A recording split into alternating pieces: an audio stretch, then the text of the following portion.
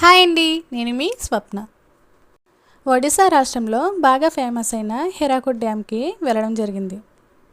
ఇది భారతదేశంలో అతిపెద్ద ఆనకట్టల్లో ఇది కూడా ఒకటి. ఫుల్ వీడియో చూడని వారు ఎవరైనా ఉంటే మన ఛానల్లో ఉంది, వెళ్ళి స్కిప్ చేయకుండా పూర్తిగా చూడండి.